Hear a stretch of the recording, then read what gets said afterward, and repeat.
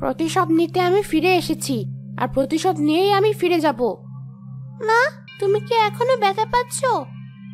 না মা, আমি আর ব্যথা পাচ্ছি না, আর ব্যথা পাবো না। আমরা এখানে কেন মা? বাবা আমাদের এখানে রেখে গেল কেন? আমরা বাড়ি যাব না? না, আর যাব না। এখন থেকে এটাই আমাদের বাড়ি, আমাদের আর কোনো বাড়ি নেই। মা, তুমি কাঁদছো কেন? আর কেঁদো না মা। চল, আমরা গিয়ে ওপরের ডালে বসে পুরো গ্রাম দেখি।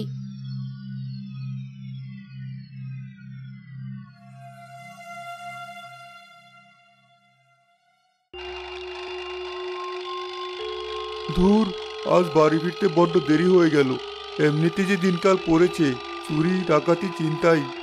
কতবার করে বললাম এত দূরের পথ যাব না, কিন্তু এমন খারাপ প্যাসেঞ্জারের পাল্লায় পড়লাম, না নিয়ে ছাড়লো না। এবার আমার ফিরতে এত দেরি হলো, পথে একটা বিপদ হলে কে দেখবে?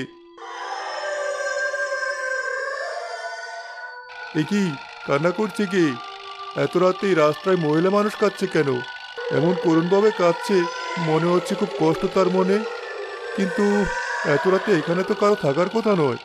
গাড়ি থেকে নেমে দেখবো কারো কোনো বিপদ হলো কিনা। আবার কাঁদছো তুমি?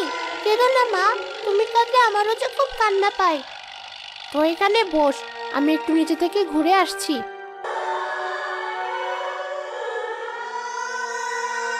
গাছের পাশে কে কে দাঁড়িয়ে কাঁদছো? কথা বলো, কি হয়েছে?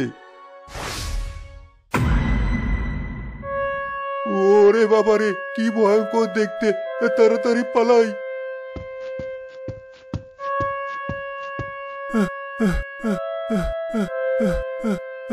একে তো এমন রাত করে বাড়ি ফিরলে, তারপর এমন হাঁপাচ্ছ কেন? কি হয়েছে? বউ, বাড়ি আসার সময় তেঁতুল গাছের কাছে আসতেই মেয়ে মানুষের কান্নার আওয়াজ শুনতে পাই। নেমে থেকে তেঁতুল গাছের পাশে এক মহিলা দাঁড়িয়ে কাঁদছে। কি ভয়ঙ্কর দেখতে তাকে! আমি প্রাণ নিয়ে কোনো রকমে ধরে চলে এসেছি। বলো কি? কালে আমি তোমাকে হুজুর দেখেই পানি পড়া খাওয়াবো, আর ভুল করেও রাতে ওই রাস্তা দিয়ে বাড়ি ফিরবে না। মনে হয় ওটা কোনো দুষ্টু পেতনি ছিল।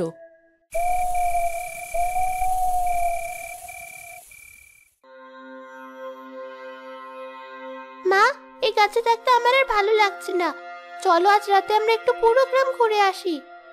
ঠিক আছে, চল।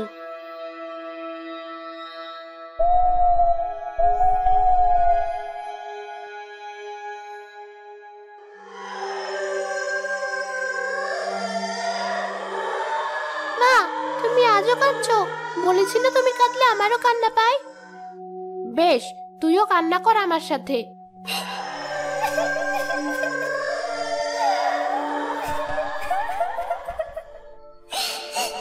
বউ, এটা তো সেই কান্নার শব্দ। কাল রাতে আমি যেটা শুনেছিলাম। এই গ্রামটা পেত্নীরা দখল করে নিয়েছে, বুঝলে? ভুলেও দরজা খুলে দেখতে যেও না। আজকে ওর সাথে ছোট কোনো বাচ্চার কান্নার আওয়াজও পাওয়া যাচ্ছে। হ্যাঁ, কি ভয়ঙ্কর শোনা যাচ্ছে।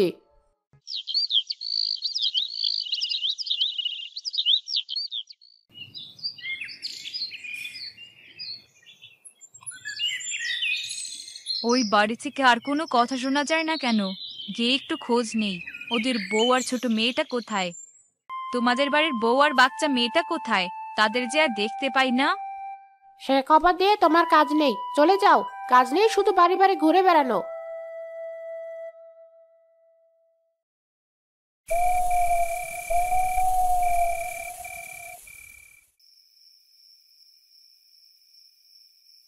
হ্যালো খোকা, তুই বাড়ি আসছিস? ঠিক আছে, তাড়াতাড়ি চলে আসিস। একদম রাত করিস না বাবা। তুমি কোনো চিন্তা করো না মা, আমি সময় মতো চলে আসবো। ফোনটাও এই সময় অফ হতে হলো, কি যে করি। এত রাত হয়ে গেল, ও তো এখনো এলো না। আবার ফোনটাও তখন বন্ধ হয়ে গেছে। মনে হয় আজ আর আসবে না।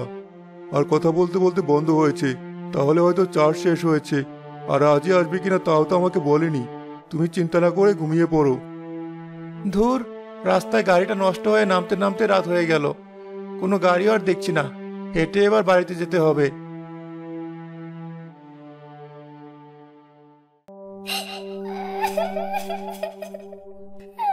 কি ব্যাপার? ওই তেঁতুল গাছের দিক থেকে কেউ কাঁদছে মনে হচ্ছে। গিয়ে দেখি তো একবার। ওরে বাবা, কে আছো? বাঁচাও, বাঁচাও আমাকে।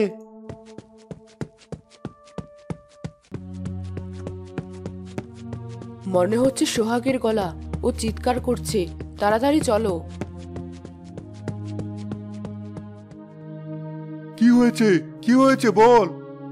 পানি দাও মা।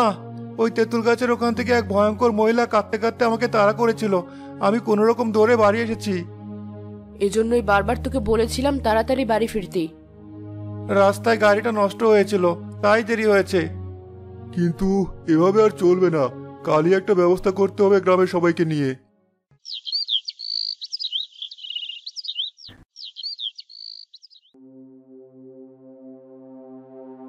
ঠিক আছে, তোমরা যখন চাইছো তবে ডাকো কবিরাজ। আপনাদের যত আজগবি কথা, ওসব কিছু না, বাদ দিন ওসব। তোমার বউ আর মেয়েরও তো কোনো খোঁজ নেই, তুমি সেসবে মন দাও। আমরা তোমাকে কিছু বলি না, তাই বলে আমাদের অসুবিধায় আমরা তোমার কথা শুনবো না। হ্যাঁ, একদম ঠিক। ডাকো কবিরাজ কি। তাড়াতাড়ি পালাই, চলো। ওই কবিরাজ ডাকছে, সত্যি সামনে এলে আমরা বাঁচবো না। তাড়াতাড়ি সব গুছিয়ে নে, আর একটা গাড়ি ডেকে নিয়ে আয়।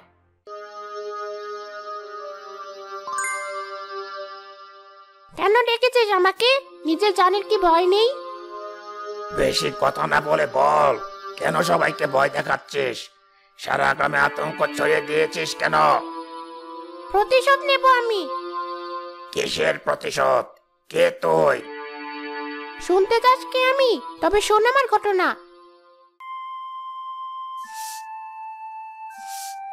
কি বোন, তোমার ছেলের যে বয়স শুধু বেড়েই চলেছে, তা বিয়ে করাবে না? তোমার ছেলের বয়সে গ্রামের সব ছেলের বিয়ে হয়ে তারা 2-3 ছেলে মেয়ের বাপ হয়ে গেছে। আর এদিকে তোমার ছেলে এখনো তোমার আসল ধরে ঘুরে বেড়ায়। মাথার চুল তো উঠে টাক পড়ে গেছি। তুমি চুপ করো তো।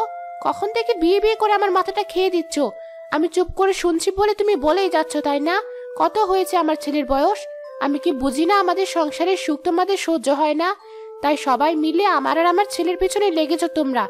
বিশেষ করে তুমি নিজের ছেলের বিয়ে করিয়েছো। এখন ছেলের বউ তো তোমাকে ঠিক মতো দেখে না, তাই আমার সুখ দেখে তোমার সহ্য হয় না। তুমি চাও আমার ছেলেকেও যেন আমি তাড়াতাড়ি বিয়ে দিয়ে বাড়িতে অশান্তি সৃষ্টি করি, আর তোমরা সেটা দেখে দেখে হাতে তালে দিতে পারো। সব বুঝি। তোমাকে আসলে ভালো কথা বলাই আমার ভুল হয়েছে। এই জন্যই আশেপাশের কারোর সাথে তোমার পড়ে না। আমার সংসার খুব ভালো চলে, বুঝলি? তোমাকে হিংসা করতে আমার বয়ে গেছি।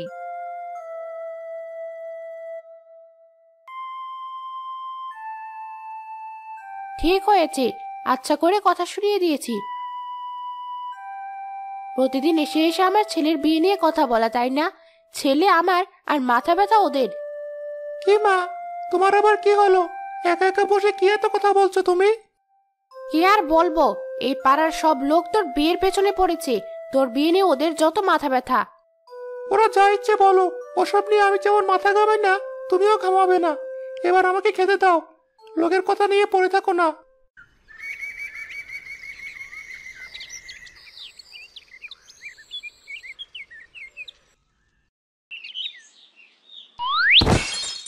ওরে বাবা, আমার মাজাটা গেল। কে আছো? একটু ধরো, আমার মনে হয় মাজাটা ভেঙে গেল। আমি তো আর উঠে দাঁড়াতেও পারছি না। কেউ কি আমার কথা শুনতে পাচ্ছ না? এদিকে এসো, আমার ছেলেটা বাড়ি নেই। কে আছো? একবার এদিকে এসো। গতকালও অনেক কথা শুনিয়ে দিয়েছো, এখন মরলেও তোমাকে দেখতে যাব না। যা ইচ্ছে করো। সেই কখন থেকে এখানে বসে চিৎকার করছি, কেউ একটিবার আমাকে দেখতে এলো না। আমি কি এতটাই খারাপ? সময় আমারও আসবে, আমিও দেখবো তখন।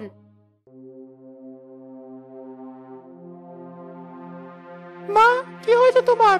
তুমি কলপারে এভাবে বসে কাঁদছো কেন? তুই এসেছিস বাবা, আর বলিস না। হঠাৎ করে আমি এখানে পড়ে গিয়েছি, আর উঠতে পারছি না বাবা। কত সবাইকে ডেকেছি, কেউ একটিবার আমার কাছে আসেনি। ঠিক আছে, পরে শুনবো সেসব। এখন আমাকে ধরে ঘরে চলো আগে। তুমি একটু বসো, আমি ডাক্তার ডেকে নিয়ে আসি। দেখে মনে হচ্ছে অনেকটাই ব্যথা পেয়েছো তুমি।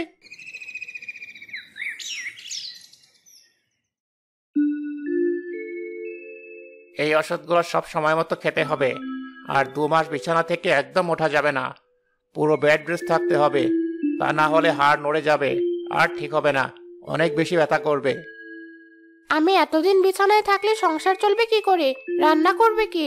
আপনি আমাকে আরো ভালো ওষুধ দিন ডাক্তার সাহেব, যেন 2-3 দিনে আমি সুস্থ হয়ে উঠতে পারি। আমরা চাইলেও আসলে সবকিছু সম্ভব হয় না। আমি যেভাবে বলেছি সেভাবে না চললে আপনি কখনো সুস্থ হতে পারবেন না। আর আমার কথা বিশ্বাস না হলে আপনারা অন্য কোনো ডাক্তার দেখাতে পারেন। না না, তার আর দরকার নেই। মায়ের কথায় আপনি কিছু মনে করবেন না। আসলে মায়ের সংসারের প্রতি খুব মায়া তো, তাই এসব বলছে। বুঝতে পেরেছি। শুনুন চাচি, এই বয়সে নিজে আর সংসার নিয়ে কত চিন্তা করবেন? এখন একটু ছেলের বউকে চিন্তা করতে দিন। আর আপনি আপনার বউকে বলবেন ওনার খেয়াল রাখতে, ঠিকমতো খাবার আর ওষুধ দিতে। কি ব্যাপার, আপনারা আমার দিকে এমন করে তাকিয়ে আছেন কেন? আমি কি খারাপ কিছু বলেছি? আরে ডাক্তার সাহেব, আমার ছেলেকে তো আমি এখনো বিয়েই করাইনি, তাহলে ছেলের বউ আসবে কোথা থেকে? আর আমার ছেলের কি এখনই বিয়ের বয়স হয়েছে? কি বলছেন, এখনো বিয়ে করেনি? আরে ওনার তো বিয়ের বয়স সেই কবে শেষ হয়ে গেছে, আর আপনি বলছেন বিয়ের বয়স হয়নি? আর কিছুদিন গেলে ওনাকে মানুষ দাদু বলে ডাকবে, বুঝলেন? ভালোর জন্যই বলছি, আর দেরি না করে জলদি ছেলের বিয়ে দিন। আমি আজ আসি, কোনো সমস্যা হলে আমাকে ডাকবেন। মা, এবার কি হবে? কে আর হবে? তোর এবার বিয়েটা করতেই হবে। তুই এবার বিয়েটা করে নে বাবা, না হলে 2 মা ছেলেকে যে না খেয়ে মরতে হবে।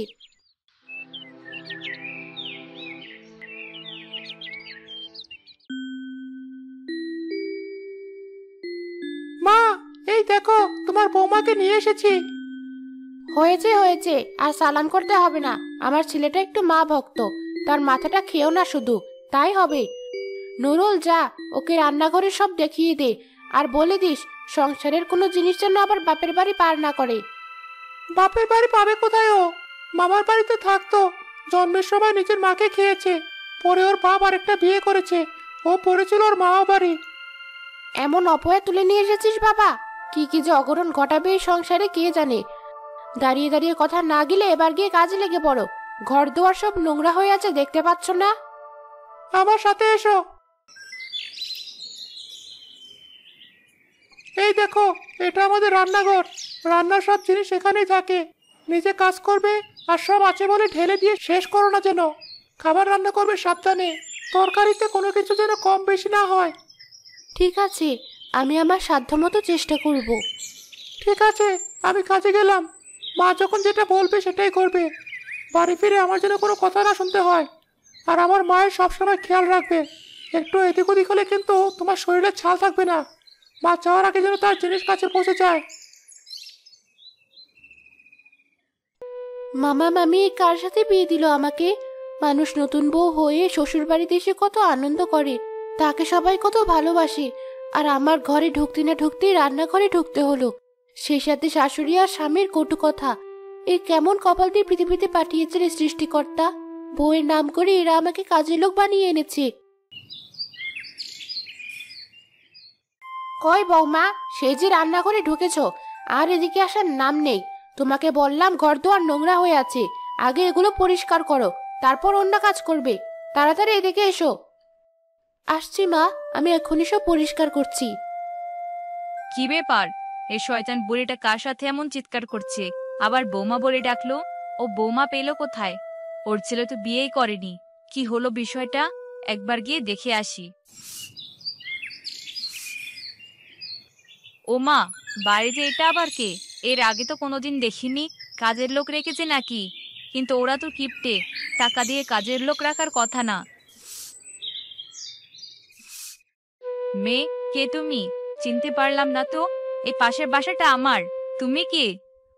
আমি এবারের বউ। বউ? আমার সাথে ফাজলামি করছো? এই গ্রামের সবাই জানে এই বুড়ির ছেলের বিয়ে হয়নি, আর আমি তো প্রতিদিন এই বাড়ি আসি। সত্যি করে বলো তো তুমি কে?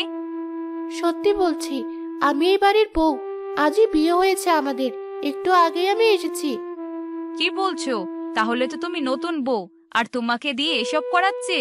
তোমার শাশুড়ি কোথায়? মা ঘরেই আছেন। একা একা ছেলেকে বিয়ে করালে, আমাদের কিছু জানালে না? তোমাদের কেন জানাবো? তোমরা কে আমার যে তোমাদেরকে জানাতে হবে? পড়ে গিয়ে যখন চিৎকার করছিলাম তখন তো কেউ ছেলে না, আর আজ এসেছো। সব বুঝি আমি, আমাদের ভালো তোমাদের সহ্য হয় না, শত্রু তোমরা আমাদের। ঠিক আছে, তোমার যা ভালো মনে হয় তুমি আমাদের বলো, কিন্তু তাই বলে নতুন বউকে দিয়ে বিয়ের প্রথম দিন এত সব কাজ করাবে? নতুন বউ করবে না তো কে করবে? তুমি করবে? বেশ, করে দিয়ে যাও। নতুন বউ বসে থাকুক, আমি যে মাজা ভেঙে বসে আছি সেটা দেখতে পাচ্ছ না? ও না করলে কে করবে? মা, এই নিন আপনাদের চা। চা? আমি আবার তোমার কাছে চা চাইলাম কখন? আসলে আপনি চাননি, কিন্তু উনি এসেছে বলে আমি বানিয়ে নিয়ে এসেছি। মানুষের সামনে ভালো সাজা হচ্ছে, ঢুকতে না ঢুকতে আমার সংসার চাঙে তোলা ধান্দা তোমার। আসো কাজ আমার ছেলে কি মেয়ে ঘরে নিয়ে এসেছে, যে কাজ দিয়েছি সেটা করার নাম নেই, উনি চা নিয়ে এসেছেন। যাও, চা নিয়ে ঢেলে রেখে দাও, আমার খোকা এলে গরম করে দেবে। এসব লোকদের জন্য আবার চা নিয়ে এসেছে, আর নিজের কাজ করো গিয়ে। তোমার ব্যবহারে আমি কিছুই মনে করিনি, কারণ আমি জানি তুমি কেমন। তাই বলে নতুন বউয়ের সামনে কেউ এমন করে? ছি, আসছি আমি, আর তোমার বাড়িতে কোনোদিন আসবো না। সেটাই চাই আমি, দূর হও সব। আমি মনে হয় এদের মতলব বুঝি না। চাচি, চলে যাচ্ছেন? দয়া করে কিছু মনে করবেন না, মা এমন করবে জানলে আমি চা নিয়ে যেতাম না। আমি কিছু মনে করিনি মা, আমরা জানি ওরা কেমন। আমার তো তোমার জন্য খারাপ লাগছে, আবার চিন্তাও হচ্ছে। তোমার বাড়ির লোকজন কি আর ছেলে পায়নি? এই বুড়ি ছেলের সাথে বিয়ে দিয়েছে, তোমার জীবন শেষ করে দেবে এরা। এই এলাকায় কারো সাথে পড়ে না এদের। আমিও আর আসবো না, তুমি নিজের খেয়াল রেখো মা।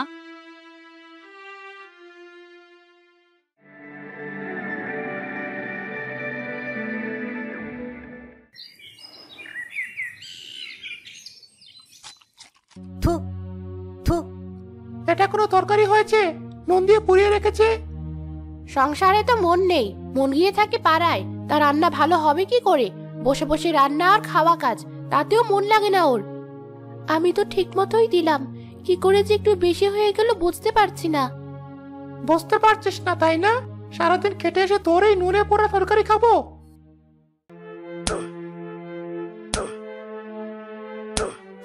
ছাড়ুন, লাগছে আমার, আর মারবেন না। আরেকদিন রান্না এমন হলে সেদিন আর কেউ তোকে খুঁজে পাবে না বলে দিলাম।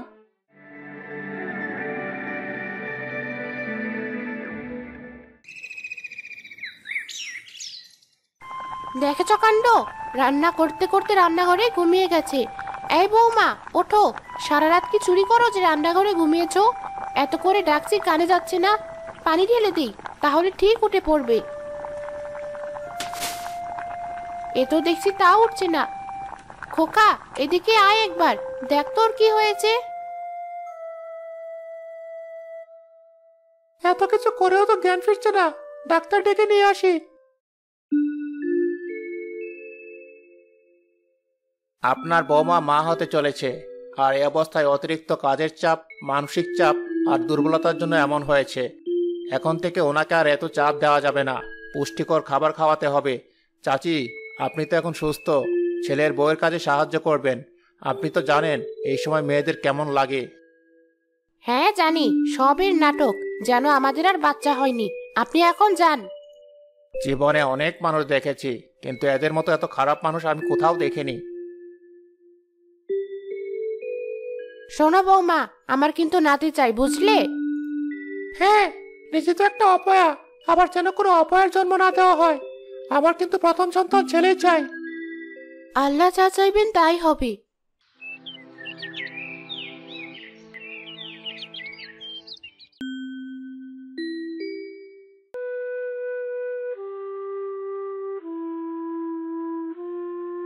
মা, তোমার মুখ এমন শুকনো লাগছে কেন? কি হয়েছে? আমার ছেলে ঠিক আছে তো? ছেলে আর কোথায়, আমি আগেই জানতাম ওই অপয়া কোনো ছেলে জন্ম দিতে পারবে না। মেয়ে হয়েছে ওর, তাই নিয়ে শুয়ে শুয়ে আদিক্ষেতা করছি, তাই আমিও বাইরে চলে এলাম।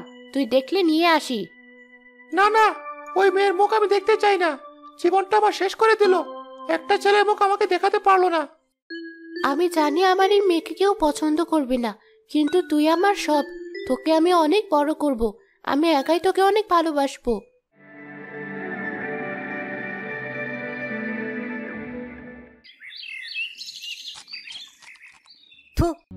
আজ আবার রান্নায় জাল বেশি দিয়েছিস? তোকে কতবার বলবো রান্না খারাপ হওয়া চলবে না? রান্নার সময় মেয়েকে নিয়ে আদেক্ষেতা করলে রান্না তো এমন হবেই। একটা রান্না করতে 10 বার ওঠে। মেয়ে আর মা দুজন মিলে নিজেরা খাওয়ার তালে থাকে শুধু, তা রান্না ভালো হবে কি করে? মা, আপনি এসব কি কথা বলছেন? আমরা মা মেয়ে কি এমন খাই? আবার আমার মায়ের মুখে মুখে তর্ক। আজ তোর একদিন কি আমার একদিন।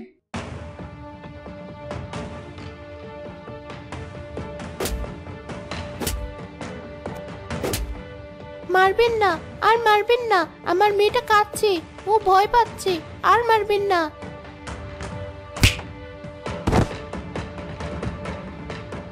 মা, মা কি হলো তোমার? কথা বলো, অনেক ব্যথা পেয়েছো? এ তো আর নড়ছে না, মারতে মারতে মেরে ফেললে নাকি বাবা? মরে গেছে মনে হচ্ছে, কিন্তু আমি তো ইচ্ছে করে মারিনি। এটুকুতেই মরে যাবে বুঝতে পারিনি। তোমরা আমার মাকে মেরে ফেলেছো, আমি সবাইকে বলে দেব। মা, ওরে মেয়েকে বাঁচিয়ে রাখলে আমার বাঁচা হবে না। ওকে মেরেছি যখন ওর মেয়েকেও মারবো। রাতেই দুটোকে ওই বড় তেঁতুল গাছের নিচে গিয়ে পুঁতে দিয়ে আসবো।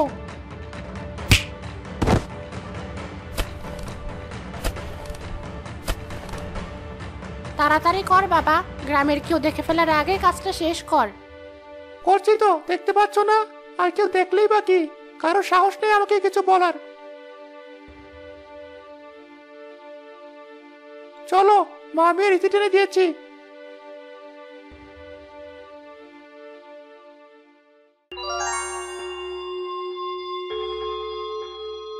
মায়ের ইতি তোরা টানতে পারিসনি, আমি ফিরে এসেছি। আর আমার এই নিষ্পাপ মেয়ের হত্যার বিচার আমি করব। তোদের মা ছেলেকে আমি কিছুতেই ছাড়বো না।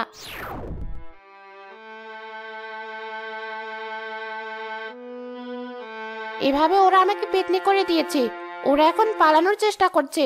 ওদের ধর। কোনো চিন্তা করো না তুমি, আমরা ওকে গিয়ে ধরবো আর তোমাকেও মুক্ত করব।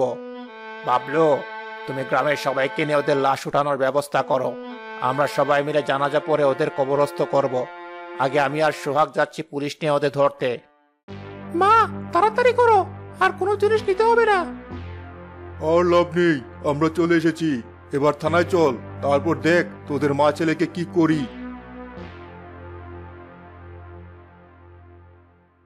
গ্রামের সবাই মিলে রুমা আর তার মেয়ের জানাজা করে কবরস্থ করে।